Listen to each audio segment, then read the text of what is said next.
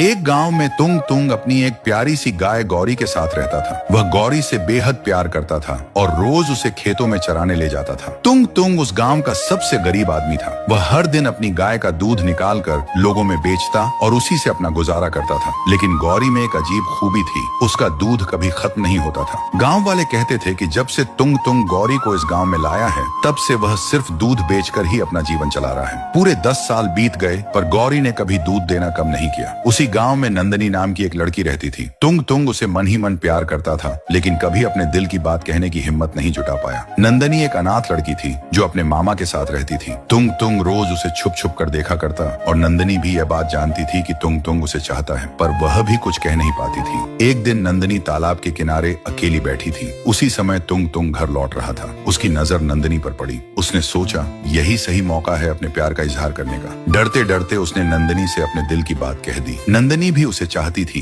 इसलिए वह उसके प्यार को ठुकरा नहीं पाई। उस दिन के बाद दोनों एक दूसरे के साथ रहने लगे और प्यार की दुनिया में खो गए। कुछ दिनों बाद यह बात नंदनी के मामा को पता चल गई। वे चाहते ही थे कि नंदनी की शादी हो जाए। अगले ही दिन सादगी से दोनों की शादी कर दी गई। शादी के बाद दोनों एक दूसरे की जान बन गए। तुंग तुंग रोज अपनी गाय को चारा देकर खेतों में काम करने जाता और शाम को नंदनी के साथ बैठकर खाना खाता। छोटी सी जिंदगी में दोनों बहुत खुश थे, लेकिन नंदनी को गौरी से हमेशा जलन होती थी, क्योंकि तुंग तुंग ज्यादातर ध्यान उसी का रखता था। गुस्से में आकर नंदनी कभी कभी उस बेजुबान गौरी को डंडों से मार देती। एक दिन अचानक गौरी की तबीयत खराब हो गई। तुंग तुंग की आंखों से आंसू बहने लगे। वह सोचने लगा, मैं तो गौरी का इतना ख्याल रखता हूँ, फिर भी वह बीमार कैसे पड़ गई। पर कहानी यहीं खत्म नहीं होती। अगर आपको आगे का भाग देखना है तो सब्सक्राइब करके कमेंट में लिखो पार्ट 2 चाहिए।